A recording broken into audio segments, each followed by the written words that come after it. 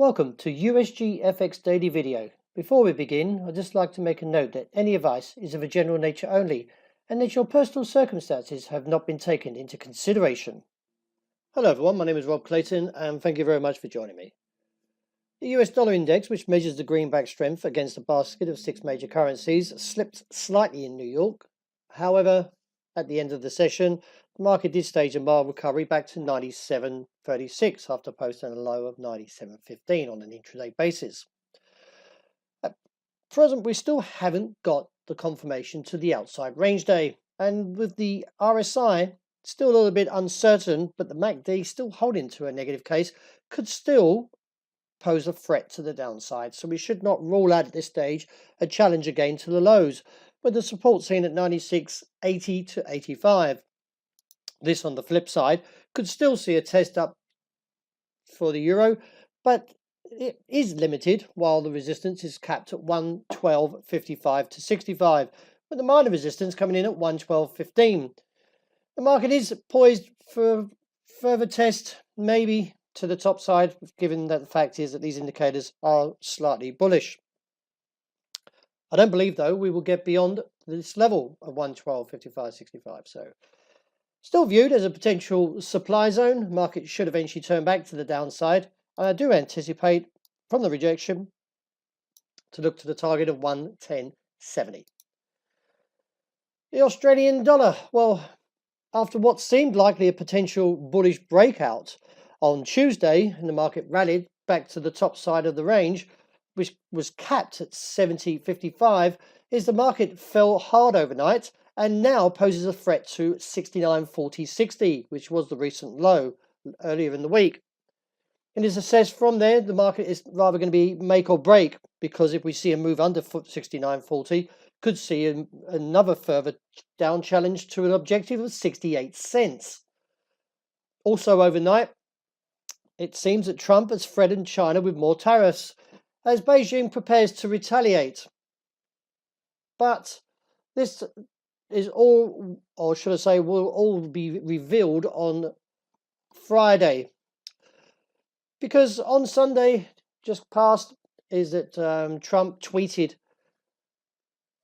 that he imposes to, or vows to raise tariffs of 200 billion worth of Chinese goods from 10% to 25%. Now that's this Friday, right in the middle of when the scheduled meetings in Washington with Chinese Vice Premier Liu He.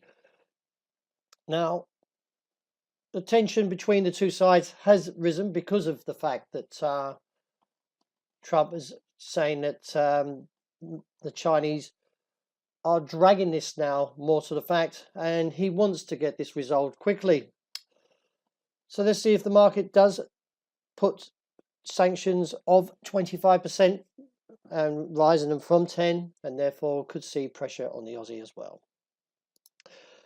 With all the factors that are coming into the market now, the risk safe haven is that yen is still remaining the stronger side of the two with the US dollar.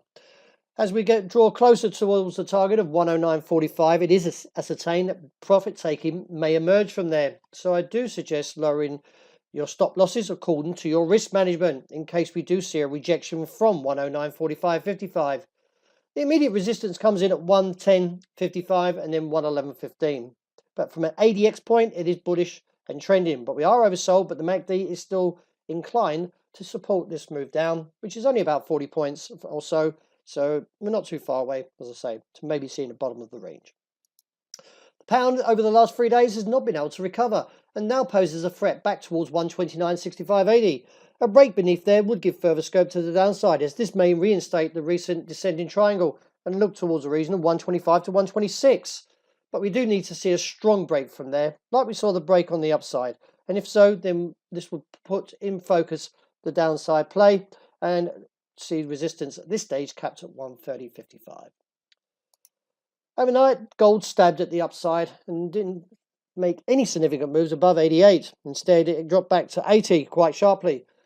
The foul break at this point, I would not rule out for a further test towards this region, as the technicals are still okay in terms of bullishness. And if so, we do get a break above 88, then this would see a rise up towards the region of 96 to 1,305. Support at this stage seen at 79, and below that, 73. Oil didn't really take any challenges at either side and remains pretty much sideways. This is surprising because although the earlier reports that Israel had passed information to the US about alleged Iran plots to attack US interest in the Persian Gulf, and also the fact is that we have at this stage got US have deployed a carrier strike group and a bomber task force to the Middle East. But also last night, Trump has turned up the heat after saying that Iran will now get an executive order announcing new sanctions targeting Iran's steel, aluminium, copper, and iron sectors, which provide foreign currency earnings for Tehran. So these sanctions are getting harder. So let's see what happens, because Iran is actually now calling out to get these removed. Wrapping up with the S&P, the market still maintains to a bearish case, and as you can see, still poses a threat to the downside and could see a move towards the target, I believe, coming in now at 2,855 from the break of 2,915, supportive of this call. Reassess from there. And looking at the Nasdaq, I'm looking for a move down to 7,300 to 7,400 since the break of 7,720. Market is getting weaker as we talk, and you can see here the market is still poised to at least get to a region of 7,488 to 90.